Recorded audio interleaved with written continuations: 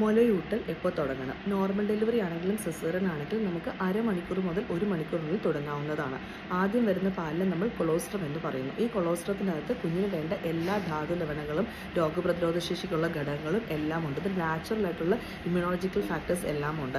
വെള്ളത്തുള്ളി പോലെ ഇരിക്കുന്നു, മഞ്ഞ പാലാണ്, ഇത് പിഴിഞ്ഞ് കളയട്ടെ എന്ന് പലരും ചോദിക്കും. അങ്ങനെയല്ല, കുഞ്ഞിന് വേണ്ട എല്ലാ ഘടകങ്ങളും മുലപ്പാലിൻ്റെ അകത്താണ് ഉള്ളത്. അതാണ് കുഞ്ഞിന് കൊടുക്കേണ്ട ഏറ്റവും വലിയ മരുന്ന്. അതിനുശേഷം മുമ്പോട്ട് പോയി കഴിയുമ്പോഴത്തേക്കും പതിയെ പാലായി വരുന്നതായിരിക്കും, വെള്ള കളറുള്ള പാലായി വരുന്നതായിരിക്കും.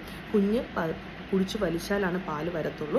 മാക്സിമം മുലയൂട്ടിക്കൊണ്ടേ ഇരിക്കുക. 2 മുതൽ 3 മണിക്കൂർ ഇടവേളയിൽ കൊടുക്കാവുന്നതാണ്. അങ്ങനെ ഹാർഡ് ആൻഡ് ഫാസ്റ്റ് റൂളൊന്നുമില്ല. ഡിമാൻഡ് ഫീഡിംഗ് ആണ് ഏറ്റവും നല്ലത്.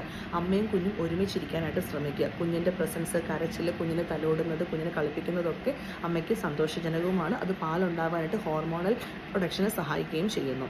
2, കുഞ്ഞ് പാലാകുന്നു എന്ന് എങ്ങനെ മനസ്സിലാക്കാൻ സാധിക്കും? അമ്മയ്ക്ക് തന്നെ ബ്രസ്റ്റിനൊരു ഹെവിനെസ് വരുന്നു, പാലിട്ടിട്ട് വീഴുന്നു. ഒരു സൈഡ് കൊടുക്കുമ്പോൾ ഇപ്പുറത്തെ സൈഡിൽ നിന്ന് പാല് പോകുന്നു. 2, കുഞ്ഞ് ആഴത്തിലും തളത്തിലും വലിച്ചു കുടിക്കുന്നു, യൂറിൻ നന്നായിട്ട് പോകുന്നു. ആദ്യത്തെ 10 മുതൽ ദിവസം വരെ 10 to 15% വെയിറ്റ് ലോസ് വരും. പക്ഷേ ബർത്ത് വെയിൻ ഏകദേശം 2 വീക്സോടുകൂടി റീഗെയിൻ ചെയ്യുകയും ചെയ്യുന്നു. അതിനനുസരിച്ച് മുൻപോട്ട് കുഞ്ഞിന് proper consistent weight gain 10 to 15 grams per day വെച്ച് വരുമ്പോൾ ആവശ്യത്തിന് പാല് കിട്ടുന്നുണ്ടെന്ന് നമുക്ക് മനസ്സിലാക്കാൻ സാധിക്കും.